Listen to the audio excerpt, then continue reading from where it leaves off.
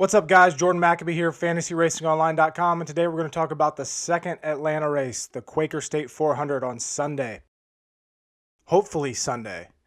There's some, I checked this morning, and it looks like there might be some rain coming in at Atlanta. I know previous content this week that I put out was pretty much just assuming that this race is going to be super hot, super slick.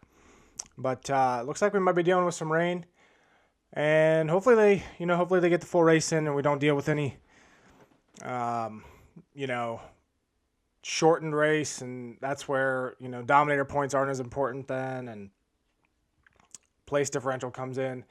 So, something to keep an eye on. This breakdown will be assuming that they're going to run a full race and that it's going to be a normal race and not have to deal with delays or, raining mid-race and getting restarted and shit like that. So keep that in mind with this. We're going to break down every single driver this week.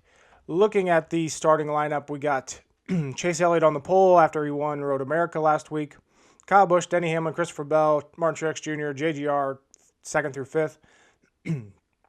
Kyle Larson, Tyler Reddick, Kurt Busch, Chastain, Logano, rounding out the top 10. As far as place differential, obvious plays, we got Ryan Blaney starting 15th. He won here last time. Alex Bowman starting 17th. William Byron starting 19th. Kevin Harvick starting 21st. A little further back, we got Ryan Newman starting 29th. Michael McDowell starting 25th. Ryan Preece starting 34th. Alfredo starting 32nd. But those guys don't really have, the super high upside. But still good place differential plays. I'm really excited for this race. I think the starting lineup and how it's going to unfold it's going to be very fun to make fantasy NASCAR lineups this week. And I think DraftKings did a really good job with pricing. Outside of Ryan Newman and Chris Buescher, it's going to be tough to make a good lineup. And I think that's what I need after that super chalky week last week at Road America and the same day qualifying bullshit. But it should be very fun. It should be very difficult to make lineups. I think you're going to have to be either on Kyle Larson or off. And obviously, the last time we were at Atlanta, you had to be on Larson. And we're used to at Atlanta one dominator. It used to be Kevin Harvick. Now it's Kyle Larson. Even Kyle Larson, he dominated here at Atlanta back in 2019 when he was with Chip Ganassi Racing. So now that he has even better equipment, he dominated even more. And we should see that again. I'd be surprised if anybody that you read or any content that you check out this weekend doesn't have Larson as the top play, because he was just that good. He's been that good on high wear tracks this year, and the 550 horsepower in general, he's been dominant. So there's no reason to think without a mechanical issue or a wreck that Kyle Larson isn't going to put up a ton of DraftKings points again this weekend. And obviously we don't try to predict wrecks or mechanical issues because you can't. So as far as my algorithm predicted finishing order for Sunday's race, Kyle Larson the favorite. He's the favorite by sportsbooks. He's a solid favorite by my algorithm to win. No surprise there. Kyle Busch, Denny Hamlin, 2nd and 3rd. Alex Bowman actually came in 4th. I was a little surprised by that. I tweeted about it. I think that's the highest Bowman's ever been as far as my algorithm goes. So definitely significant there if you followed the algorithm and trust it. Solid value there with Alex Bowman. Truex, another surprise up there with how that team's running, but he runs really well at high wear tracks. He's ran well here at Atlanta. So has Truex predicted 5th, Harvick 6th, Byron 7th, Blaney 8th, Chase Elliott 9th, and Joey Logano 10th. Not a ton of surprises there. Atlanta's, we know who's good here, and typically the cars that are good get to the front and run there for most of the race. We don't see, a lot of changes in these races without having tire issues or having mechanical issues or Kurt Busch getting wrecked by Denny Hamlin on a restart here earlier this year when he was, running top 5 all day. Stuff like that. That's basically when we get the most variance with these races. But other than that, the fast cars get to the front, and they stay there, and they race there. And usually Kyle Larson has like a 30-second lead on the field by the end of the stage. So let's go into, we're going to go, driver by driver here. I'm going to, DraftKings still doesn't have starting lineups in, and I don't have them memorized, so let me get this situated here. Okay, so Kyle Larson, 12,000, like it's the no-brainer pick of the week. DraftKings priced him up, which is smart. Looking at high wear tracks this year, Larson, he finished 4th at Homestead, 2nd at Darlington, 2nd at Atlanta. He should have won the race. Fastest laps, solid 104 fastest laps here. He has 18 fastest laps at Homestead, 11 fast laps at Darlington. By the way, let's go over some other numbers really quick. I forgot.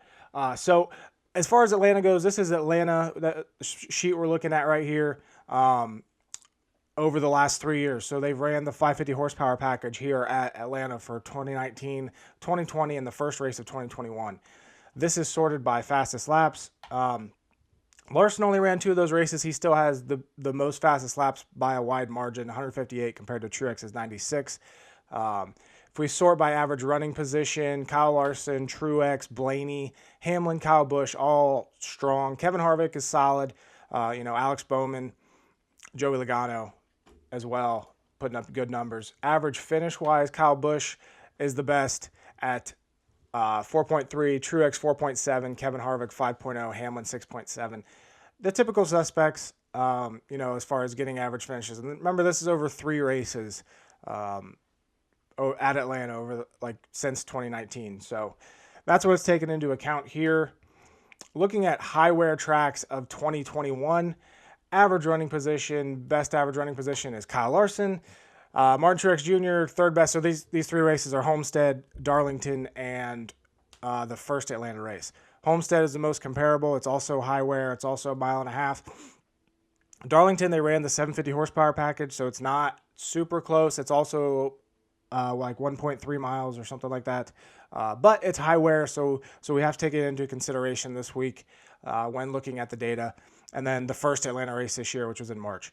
So Kyle Larson, average running position of 4.3, 133 fastest laps, solid. Martin Truex Jr., he dominated that Darlington race, average running position over the 3 high wear races of 5.4, 95 fastest laps. And then we got Byron, Hamlin, Blaney, Bowman, all very solid on this track type for the year. You'll notice when we sort by fastest laps here, got Keselowski, most of his fastest laps came. He had 28 at Homestead and 28 at Darlington. So something to keep an eye on there. He kind of just laid an egg at Atlanta earlier this year, and it wouldn't be surprising if they do that again. But at the same time, his record here is very strong. I actually wrote Keselowski up as a tournament play in my DraftKings article. I think people might be sleeping on him due to recent performance, but he has shown on high wear tracks this year, in the 550 horsepower package this year and Atlanta in general, that he can put up fastest laps. So if he does that and he finishes top 5, he can be strong this weekend. Chris Buescher is actually 4th highest in fastest laps on high wear tracks this year. Most of those came at Homestead. He had 39 at Homestead. He also had 6 at Darlington and 10 at Atlanta. So Buescher, like I said, I think DraftKings really screwed up his pricing this week, but he is a strong play in fantasy NASCAR overall when you're looking at, fastest laps and, finishing potential this week. I really like Chris Buescher as a sleeper play. And then Kurt Busch is up there as well as William Byron. Looking at the 550 horsepower package races on intermediate. So we've had 5 of them this year. So that includes Homestead, Las Vegas, Atlanta, Kansas, and Charlotte. So 5 races. Average running position is Kyle Larson at 2.6, and then 315 fastest laps, 836 laps led. Has absolutely dominated on this package and at the intermediate tracks this year. William Byron, 2nd best, 6.0 average running position, 2nd best at fastest laps as well with 137. Of course, the typical guys of Kyle Busch, Denny Hamlin, Martin Truex Jr. have been strong. in this 550 horsepower package at intermediate tracks this season. Alex Bowman has put up good finishes. When we sort by fastest laps here, Larson again, Byron, then Keselowski. So we look at Keselowski. Most of his fastest laps this year he had 28 at Homestead, 30 at Vegas, and then 18 at Kansas, and 8 at Charlotte, and 5 at Atlanta. So he's putting up decently, consistent fastest laps at in the 550 horsepower package at intermediate tracks. So that's one reason I wrote up Kez as a GPP play this week. I think he can surprise some people, and I think we'll get into this as we go through the driver breakdown, but I think he's a solid pivot off of Alex Bowman, or even combining the two. Kyle Busch, 82 fastest laps, Chase Elliott 73. Not putting up crazy good numbers, but still pretty solid. Looking at Kyle Busch, 36 at Charlotte, 22 at Kansas, and 15 at Atlanta. He's usually good for about 15 to 20 fastest laps in every Atlanta race, depending on his Dominator and what he does there, Dominator potential. So again, we'll start going through this. Kyle Larson, just as good as they come this week. DraftKings priced him well at $12,000. When you try to make an actual lineup, he's looking at his really only bad race in the 550 horsepower package has been Homestead, and he still put up 18 fastest laps and finished, I think, 3rd or 4th. He finished 4th. So Kyle Larson, just a slam dunk pick this week, starts 6th. I do think, though, with how lineup construction is going to come down, you're either going to have to be, it's going to come down to whether you're on Larson or off, because he's priced up so much that it's hard to really fit, 3 really good guys into a lineup. Like having my optimal lineup, according to my projections, is Larson, Byron, Bowman, and then you have to go down to, I think it's Stenhouse, Newman, and McDowell. So you're basically going 3 studs, 3 duds there, and that gets a little, that's what it is. That gets a little uncomfortable, not hitting this mid-range here, but that's assuming, another Larson domination and us really only having one dominator. If we have 2 dominators, that can definitely change things and lineup construction, and you could see the possibility of only, how do I want to put this? You could see the possibility of maybe not going with Larson this week, but at the same time, he's an all-star pick. Lineup-wise, I'd have no problem going 75+% on him this weekend. I know the first Atlanta race, I was on him like 93% or something. It was something dumb, just because he was the pick, and I was going to go down in a ball of flames if he did. So Kevin Harvick is next up, 10,900. He starts back in 21st. Now, we all know Kevin Harvick's history at Atlanta. He's been great here.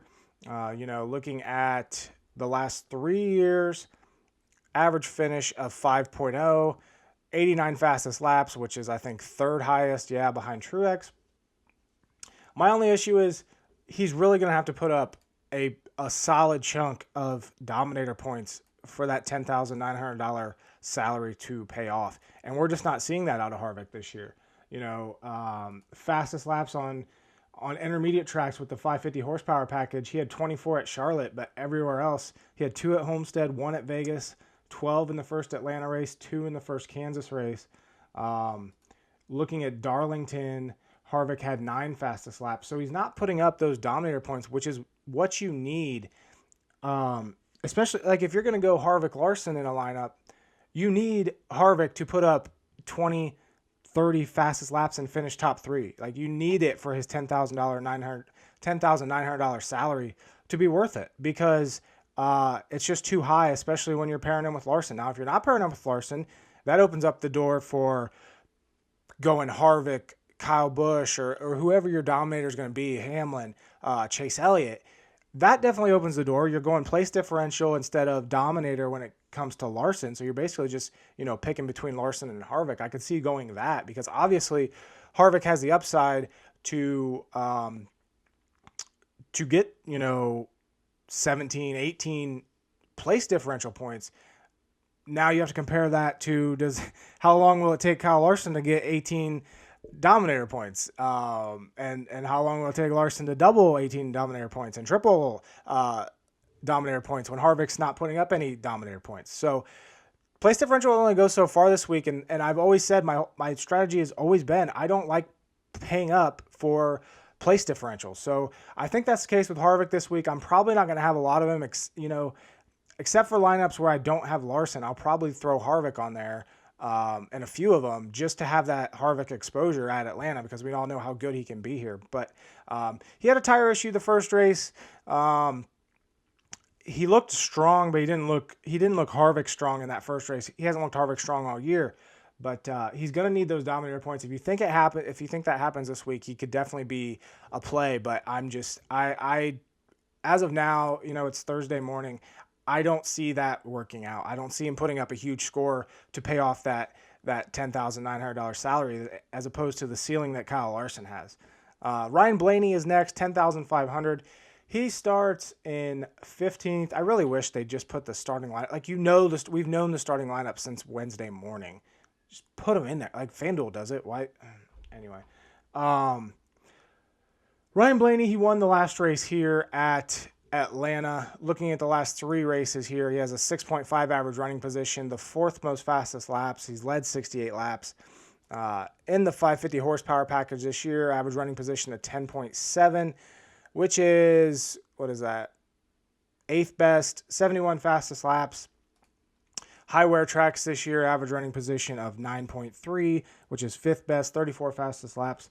He's typically, so you look at the last three races at Atlanta, Ryan Blaney's fastest laps are 21, 17, and 28.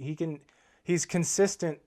He's more consistent than Kevin Harvick when it comes to those Dominator points of fastest laps. So with him starting 15th and with him he also has top 5 potential to finish this week, Blaney's definitely a good play. It becomes a little difficult to fit him and Larson into a lineup and still being able to fit, somewhere in this range into a lineup. But, it's definitely doable. And Blaney, if he goes out and wins the race again, he's going to be a good play.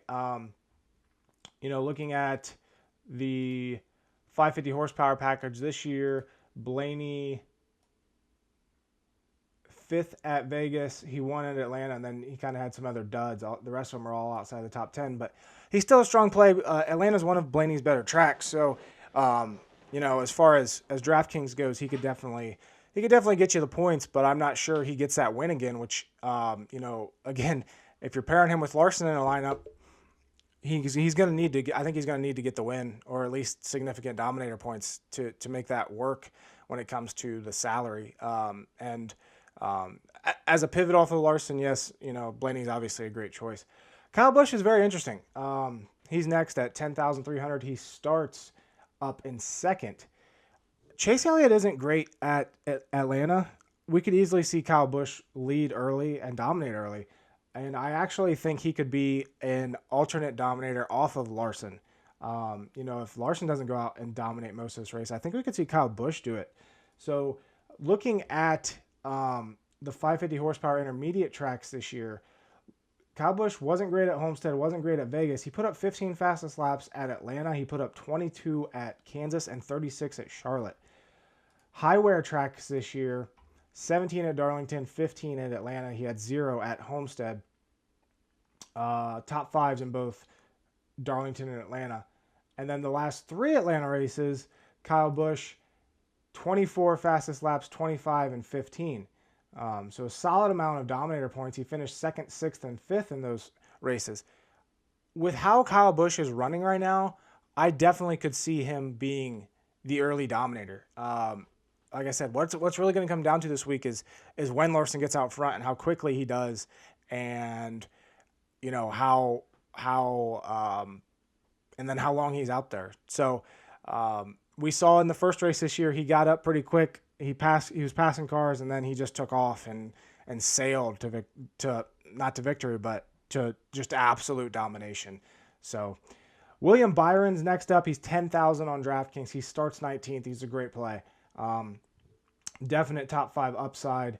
here at Atlanta, his record isn't great, but you have to remember that we only visit Atlanta once a year, and he wasn't good at mile and a halves up until really he always ran decently, but he never put up great numbers. I guess would be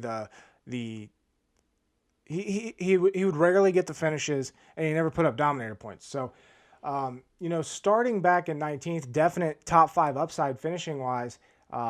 He on high wear tracks this year, he won at Homestead. He was 4th at Darlington. He was 8th here at Atlanta. He had 33 fastest laps at Homestead. Of course, he was leading for most of that race. Looking at the 550 intermediates overall, Byron 1st at Homestead, 8th at Vegas, 8th at Atlanta, 9th at Kansas, and 4th at Charlotte. Fastest laps wise, 102, or no, that's laps led. Fastest laps, 33 at Homestead, 31 at Vegas, 17 at Kansas, and 51 at Charlotte. So, again, it's going to come down to his fastest laps and what he does on Sunday, but definite place differential, definite top 5 potential with William Byron to pay off that $10,000 salary, if you're pairing him with Larson. Chase Elliott's 9,800. He starts first this week. I don't love him by any means, so he just doesn't put up dominator points. He ran well at Charlotte. That's a low wear track. He had 39 fastest laps there. He had 18 at Vegas. At high wear tracks this year, he 14th at Homestead, 7th at Darlington, and 38th at Atlanta. So Chase Elliott, just doesn't put up the dominator points for me. His best 550 horsepower intermediate track this year. When it comes to dominator points, he had 39 fastest laps at Charlotte, 18 at Vegas, 3 at Homestead, 8 at Atlanta, 5 at Kansas. Yes, he's starting from the pole, and yes, he should lead probably 30, 40 laps. I mean, wow, that's probably being, he has a good chance to lead an early portion of this race. And obviously it's a Hendrick car, so maybe Chase is the play this week, and I'm just overthinking this. But at the same time, he's not great at Atlanta. Chase, he finished 5th here. He started on the pole here in 2020. He led 26 laps. He ended up finishing 8th. Obviously didn't put up a great stat line in that race. Fastest laps wise in 2020, Chase had 10. So, 26 laps led and 10 fastest laps. If he does that again and finishes 8th, that's obviously not going to put him in the optimal lineup. It's not even going to put him close. So I'm just not seeing that speed out of Chase Elliott this year on this track type. Will it be surprising if he goes out and dominates a good portion of this race? Absolutely not. It's a Hendrick car. Theoretically, should be very strong, but at the same time, Chase just isn't good at high wear tracks. So with him starting on the pole and being 9,800, I won't have a ton of him. And if I die by that on Sunday, then so be it. Denny Hamlin, he starts 3rd. Yeah, he starts 3rd. He's $9,600. He's a sneaky play this week. Doesn't put up too many fastest laps, though. So over the last 3 Atlanta races, he has 10, 9, and 4. High wear tracks this year, Denny Hamlin is at 2 at Homestead, 13 at Darlington, and 10 at Atlanta. And the 550 horsepower intermediates overall, he had 24 at Kansas, 2 at Charlotte, 13 at Vegas. He's going to need to lead. That's what that tells me. He's going to need to lead a significant portion of this race and contend to win. There's no doubt in my mind that Denny Hamlin's a top 5 contender. I think he's going to finish top 5. I think he's going to run top 5 all day. But in order for him to make sense in DraftKings, starting 3rd and being $9,600, he's going to need to get those dominator points, and I don't think it happens. So I'm overall going to be pretty low on Denny Hamlin on Sunday.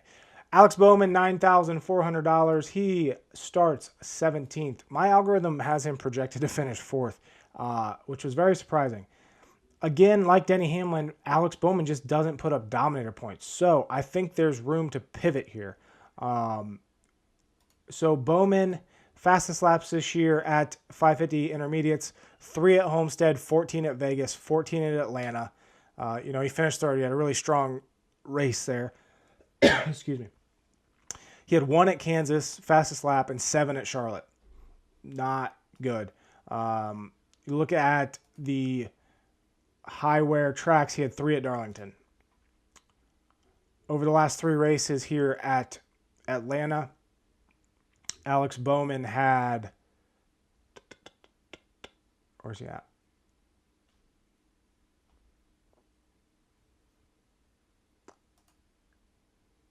His best is 14 this year. He had 6 last year and 0 in 2019. So, do I think that that Alex Bowman can finish top 5 this week? Absolutely. I think he can win it. Does he have the guaranteed place differential or the guaranteed dominator potential for me to love him this week? No. Is he a very good place differential play? Yes, especially for that price. Could I see moving to Keselowski over Bowman? Absolutely. So that's who's next. Brad Keselowski, he's 9,200 on DraftKings. He starts up in 14th, so he starts 3 positions higher than Alex Bowman. Looking at track history here for Keselowski, Atlanta's always been a very strong track for him. Like I said, he laid an egg here earlier this year, and I don't know why. So he finished 28th. He didn't put up any good stats. Previous 6 races here, though, for Keselowski, 9th or better in all of them. He finished 1st, 2nd, and 1st from 2017 to 2019. Obviously, 2019 was the only time that we had this 550 horsepower package. But so I really like the consistency out of Keselowski when it comes to dominator points this year. So high wear tracks, fastest laps. He had 28 at Homestead and 28 at Darlington. He only had 5 at Atlanta, but like I said, it just doesn't make sense that they didn't run well in that race. 550 horsepower intermediates overall, he had Keselowski had 30 at Vegas, 18 at Kansas, and then only 8 at Charlotte. Now, obviously, these Penske cars aren't running great right now, but that's why I like Keselowski as a tournament play. He starts 14th. If he finishes top 5 and he gets the fastest laps numbers that he's put up pretty much all season long on these mile and a halves and these high wear tracks, he's gonna be, I think, a better play than Alex Bowman despite the place differential play. So definitely, I think Keselowski is a very strong play on DraftKings this week. I like the fastest lap potential that he has, and starting 14th, $9,200. He just needs a top 6 or 7 finish to really nail value, and then obviously he could finish top 5. He's done it. He's won here multiple times at Atlanta. So Martin Truex Jr. is next. He starts 5th. He's $9,000. I don't know what to think of this guy right now. There's no reason to like him, but maybe that's another, I don't know. So 550 horsepower package this year. He had 28 fastest laps at Homestead. Since then, he had 6 at Vegas, 5 here at Atlanta, 2 at Kansas, 2 at Charlotte. That's not the Martin Truex Jr. that we know. High wear in 2021. I will note, 28 at Homestead, fastest lap, 62 at Darlington. Now, obviously, Truex dominated Darlington. We all know that. Looking at Atlanta, the last 3 races, again, he had 5 here earlier this year. He had 53 in the race last year, 38 in 2019. So I really want to like Martin Truex. By the way, he's racing the Auto Owners paint scheme this week.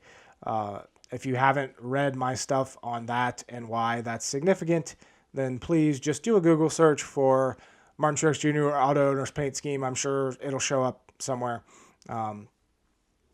Always solid to pick him. I'm so on the. I don't know what to think of Truex. And I don't know what people are going to think. 9,000 is a very solid value for that guy. That could come out and win, but the way they're running now, they're not going to win, but you look at his record here at Atlanta, 9th, 3rd, 2nd, 5th, 8th, 7th, 6th in the last 7 races. He's definitely, if he can get up there and lead early and get some fastest laps, and finish top 5, he could hit value. So I don't think Truex is awful this week. I'm trying to tell my brain that they're not as bad as they're running, but every single week it proves wrong. So I don't know. I love the price point on Truex, and I love his upside. So it's there. Joey Logano, starts 10th. He's 8,800.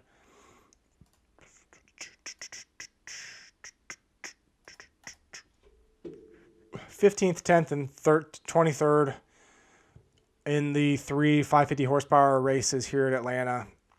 He's finished 6th, 6th, 4th, and 2nd. Those are his best finishes here. I'm not seeing a ton of upside other than the fact that he had 0 fastest laps earlier this year, but last year he had 23, and 2019 he had 24. But again, he led those races. He was strong. High wear tracks this season, Logano had 8 at Homestead. He had 6 at Darlington, fastest laps. And then 550 horsepower package, 8. So Homestead 8, Vegas 1, Atlanta 0, Kansas 0, Charlotte 0, or Charlotte 4. 13 fastest laps over the 550 horsepower intermediate races. That's not the numbers you want to see from a guy starting 10th. Maybe a little bit of Logano exposure, but not liking it at all this week. Chris Buescher, he's $8,600. They priced him too high. He starts 18th. I think he has solid potential to finish top 10 this week. He had 39. So if you remember back to Homestead, Buescher was the best car early in that race. He led, I think, 57 laps that race. He had 39 fastest laps. He's not going to do that again. He had 10 fastest laps here in Atlanta. He might do that again. At Darlington, Buescher had 6 fastest laps. So he'll probably put up like 6 fastest laps. He finished 9th at Darlington, 7th in the first Atlanta race. Finish-wise on intermediates this year, 8th at Charlotte, 8th at Kansas, 14th at Vegas. He has a very good upside, but I can't see playing him at $8,600 in DraftKings this week unless you're going like Larson, Harvick, or Larson, Blaney, and then you're fitting in Buescher because you can't fit in Bowman or something. Like, I'm just not seeing how Chris Buescher is going to fit well into a lineup. Maybe if you go Kyle Busch, Bowman, something like that, but then like he's definitely a tournament play. Like, there's no way you're playing him in cash. That's rough. Like, he's not a slam dunk play, and they just priced him too high. Like, if they would have priced him at 7,800 or 7,500, I'd be like, yes, this is this very solid play. But I'm just not seeing it this week for $8,600, and I'll probably have Buescher exposure, but it's going to be hand built lineups because his salary just doesn't make sense. Even if you run with ceilings, it just doesn't make sense because you need the perfect scenario for Chris Buescher to make it into the optimal lineup. So, that's kind of where I'm at with him. Kurt Busch, I actually wrote him up in FanDuel as a tournament play.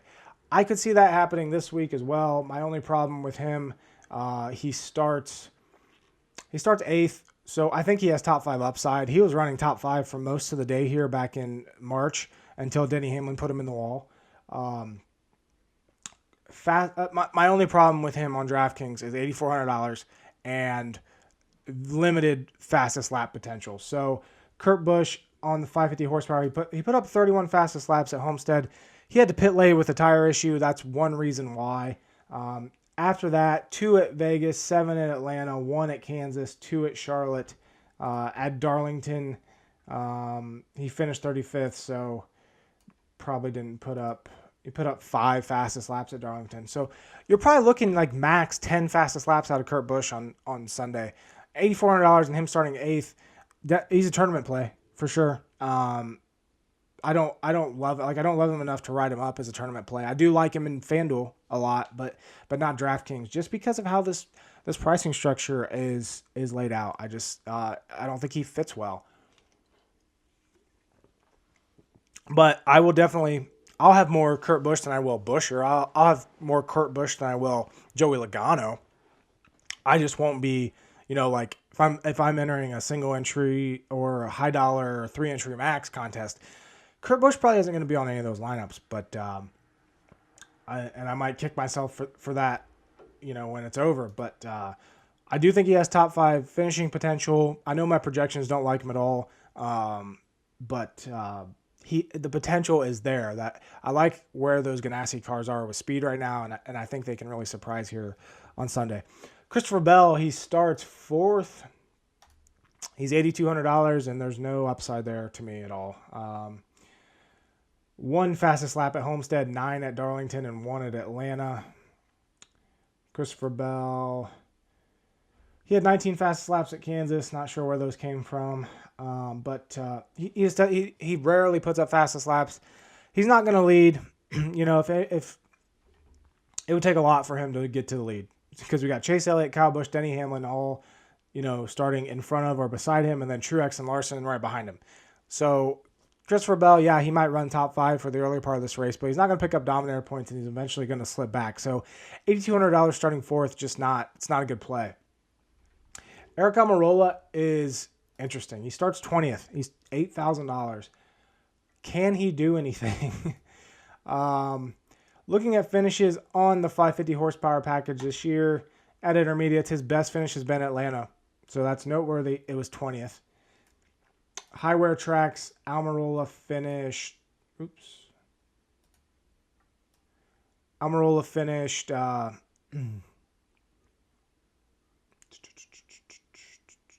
probably should sort these in a different way, shouldn't I?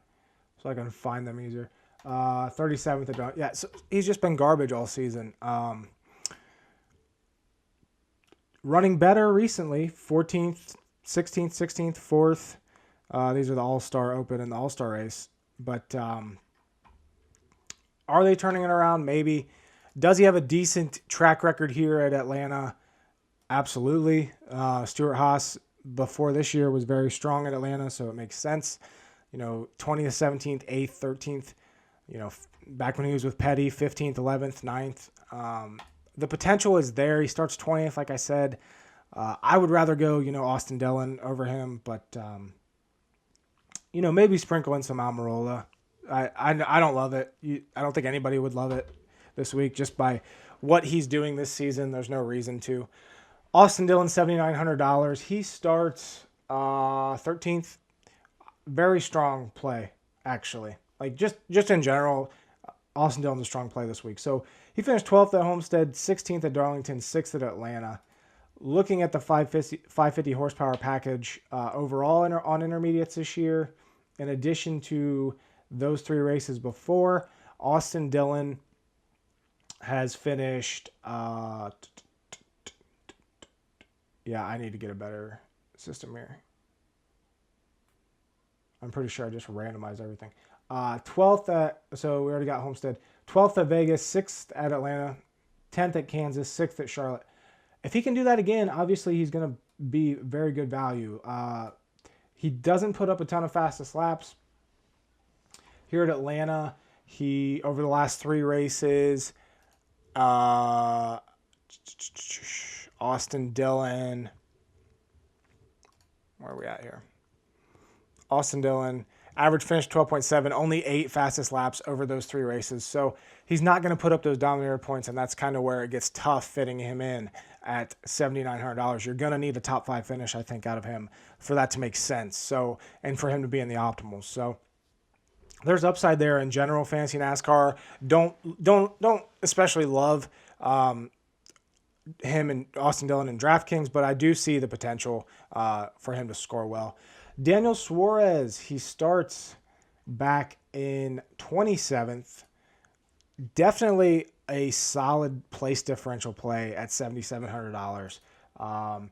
You look at his last 3 Atlanta races, you can throw 2020 out the window. He finished 10th earlier this year.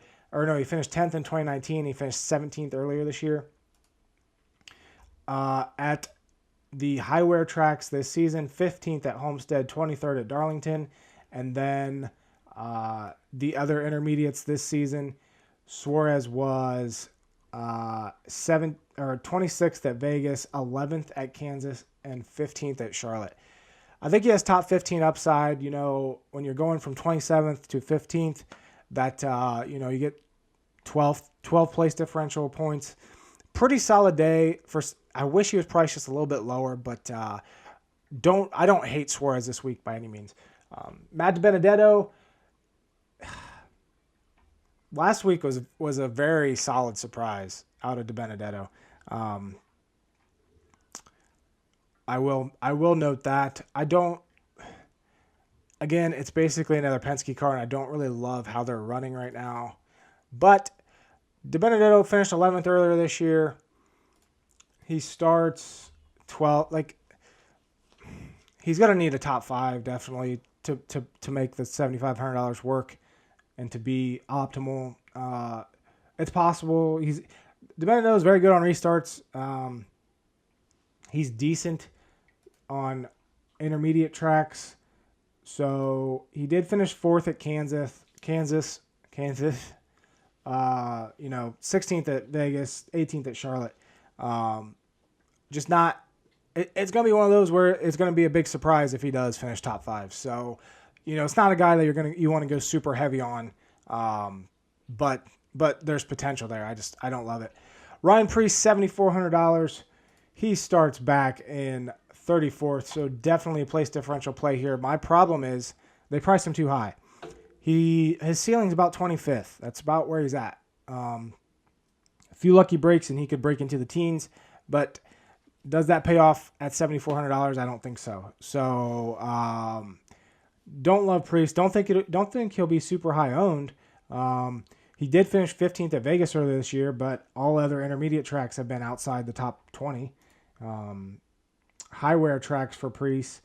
Finished 6th he finished 21st at Homestead, 25th at Darlington, 25th at Atlanta. There's no reason to think that Preece is going to go out and put up a great race here on Sunday. So DraftKings just priced him too high. Not a good play unless something crazy happens. He stays out late and catches a good caution, and yeah, it's not. Nope. Ross Chastain, he is $7,200 on DraftKings. He starts 9th. I always like the upside of Ross Chastain. He 550 horsepower package this year, 17th at Homestead, 23rd at Vegas, 14th at Atlanta, 14th at Kansas, and 37th at Charlotte. Throw in Darlington, and Ross Chastain finished 15th there. I think he has teens potential. So I don't like it that much.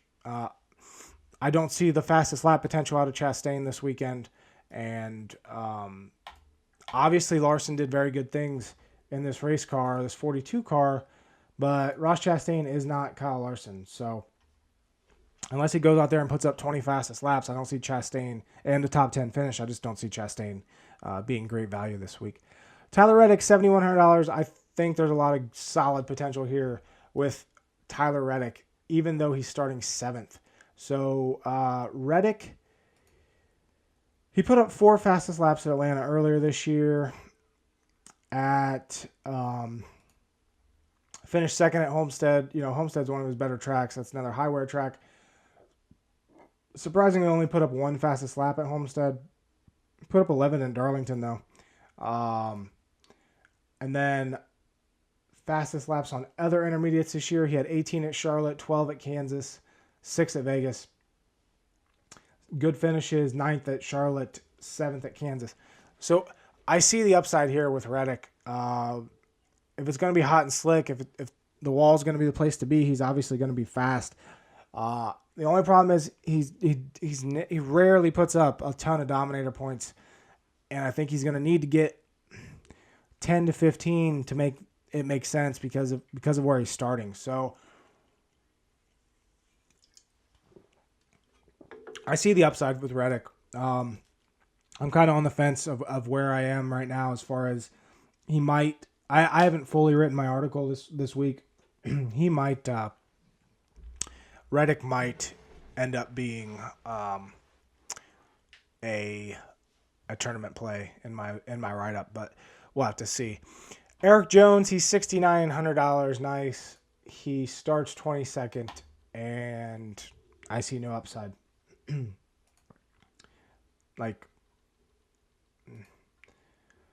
finished 10th at Vegas. That's about it. 16th at Charlotte. His best track, Darlington's always been a really solid track for him, and he ended up 18th. And I think that's about his ceiling here at Atlanta is 18th. So not going to crush value by any means. I'd rather go Reddick or I'd rather go Stenhouse than Eric Jones. Cold Custard, 23rd is where he starts. He's $6,700. 550 horsepower package this year on intermediates. Custer, best finish of 18th, and that was here at Atlanta. Doesn't put up fastest lap, so you're really relying on finish and place differential. I could see, if he finishes, if he sneaks into the top 15, he could hit value at $6,700. Do I think it's a slam dunk? Absolutely not. But the potential is there with place differential. He's a relatively safe play. Ricky Stenhouse Jr. is nice. Next, $6,600. He starts 16th. I wrote him up as a tournament play this week. I don't know what his ownership's going to be at, but Stenhouse is solid here at Atlanta, actually, surprisingly. So over the last 3 races, average finish of 14.3. Looking at high wear tracks, average finish of 15.0 this year, and the 550 horsepower average finish of 16.4 for Ricky Stenhouse Jr. Now, let's look at that a little bit further. That's really weighed down by his Kansas result of 34th. Other than that, Stenhouse, 13th at Homestead, 11th at Vegas, 12th at Atlanta, 12th at Charlotte. $6,600, starting 16th with potential top 12, top 10 finish potential. I love that play. I love Ricky Stenhouse Jr. play this week. Definitely going to have a ton of... As bad as that sounds, I'm definitely going to have a ton of Ricky Stenhouse Jr. exposure this weekend. I think he can come home top 12, top 10. Atlanta's been a solid track for him. Just in his career in general. 12th, 13th, 18th, 16th, 13th, and 10th over the last 6 races here. Very solid. Career average finish of 17.1. I'd like to know where that stacks up for his career overall. Atlanta's his fifth best track. You take out Bristol Dirt at Nashville, where there's only been 1 race, and Daytona Road Course. It's his second best track behind Talladega, right there with Charlotte. So, love Stenhouse as a tournament play this week. Definitely. $6,600, top 10 potential, and some place differential starting 16th. Like it. Next up, Chase Briscoe. He starts 11th. He's $6,400, and that's a no. Just don't do it. Bubba Wallace. He starts 24th, $6,300. There's upside here. 1, that team's running better now than they have been. 2, 16th here last time we raced in March. High wear tracks this year, Bubba Wallace. I'm going to guess his numbers aren't great. 22nd at Homestead, 21st at Darlington, 16th at Atlanta. He's definitely a safe play this week. Other intermediates, he finished 28th at Vegas, 26th at Kansas, 14th at Charlotte. I think Bubba is a safe play this week at 24th. I think he has teens potential. $6,300. You're gonna have to dig deep to fit in Larson this week. So I think Bubba Wallace is definitely in play. Ryan Newman, absolute chalk. Just I don't know why they priced him this low. But they did. I'd go 100% Newman this weekend and not think twice about it. Mainly because he starts 29th. He's $6,100. 13th, 14th, and 13th over the last 3 Atlanta races. With the 550 horsepower package. If you need even more things to like, Ryan Newman average finish is 16.2 in the 550 horsepower package this year. Oops. On high wear tracks, what did I just click? On the high wear tracks this year, Newman has an average finish of 10.0. He'll probably be like 55, 60% owned in the GPP. I will go 100% and not think twice. Just eat the chalk. We talked about this at Pocono. Eat the chalk, differentiate yourself elsewhere. Newman is the safest pick you have this week. Unless he and if Newman wrecks or if Newman has a tire fall off or something, you can't predict that shit. But if we just have a normal race, he's going to crush. And there's no reason to go against him. If I lose all my money this week because Ryan Newman has an issue, then so be it. I will make that same play 1,000 out of 1,000 times. This is a no-brainer play. Eat the chalk. Maybe have like, I don't know, like if you do a single entry, maybe take Newman out. But even then, it just doesn't make sense. Like I said, differentiate yourself somewhere else. Eat the Newman chalk. There's no reason to go against Newman this week. He's very strong at Atlanta. He's very strong at high wear tracks, and he's strong at intermediates overall. He's starting 29th. He doesn't need to get up very far to hit value. So just yeah. Michael McDowell, $5,900 on DraftKings. He starts 25th. My projections will stick him in a lot. They really like doing like three like. It really likes doing like Stenhouse, Newman, McDowell, or Bubba, Newman, McDowell. I don't, just looking at numbers, I don't particularly love Michael McDowell. He finished 19th earlier this year, 24th last year. High wear tracks this year, he finished 6th at Homestead, which was solid. 27th at Darlington. Other intermediates, McDowell was 17th at Vegas, 13th at Kansas, 20th at Charlotte. So, you know, starting 25th with at $5,900, it's just another safe, very safe, low dollar pick. You know, if you're trying to stuff the high dollar guys in there. So, I think McDowell's going to have decent exposure, and I don't hate him. Like, I can't make a case against him. Corey LaJoie, I always like Corey LaJoie. I think he's the driver that I have the most merch of. Always like to see him succeed. I really like how they're finishing 21st last week, 23rd at the second Pocono race, 16th at Nashville, 18th at Sonoma, 19th at Charlotte, 20th at was that Coda? Yeah, Coda. I think Corey LaJoie could finish top 20 this week. His track record here is awful, but I just like how they're running. Last 3 races for LaJoie here, 29th, 27th, 29th. You obviously don't like to see that. Spire's in a different place now than they were back in March, though. Look at recent intermediates, 19th at Charlotte, 27th at Kansas, 37th at Vegas. I think there is upside for LaJoie. I would play him in tournaments, you know, to get off the maybe McDowell chalk. Probably not the Newman, you know, like I said. But pairing up Newman and LaJoie, I don't hate at all as far as that goes. Anthony Alfredo is probably going to get a good amount of exposure this week. He starts 32nd. He should finish about 28th. He was 25th at Charlotte, 23rd at Kansas, 27th at the first Atlanta race, 24th at Vegas, 24th at Homestead. You know, safer pick than LaJoie. Probably a little bit safer pick than McDowell, but I'd say McDowell has higher upside. But Alfredo's coming at a $400 discount. So if he just doesn't wreck, you know, Alfredo should be top 28, maybe top 25. Starting 32nd, that's if he gets 25th, that's 7 place differential points. So I don't hate Alfredo by any means, that much at all. The rest are pretty much back markers. Smithley, Cody Ware, B.J. McLeod, Haley, Curry, Balicki, Half. I'll save talking about those for Sunday. I'm going to hop on. The plan right now is to hop on with Brandon Cruz and do a live stream, get back on that live stream game. And we always talk about punts.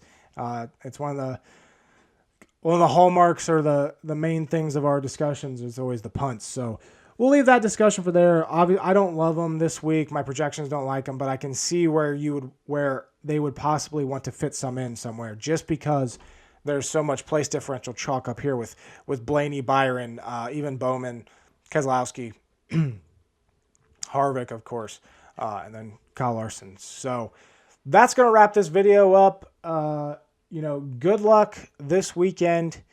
Hopefully you learned something in this video. I really like Atlanta. I really like this slate. I think it's going to be a very fun race on Sunday. I like what DraftKings did with the pricing. I think we are, looking at a tough week to build lineups. So I don't know why I said tough 3 times there. But anyway, good luck. Hopefully you make some money this week. And we'll see you next week with New Hampshire. See ya.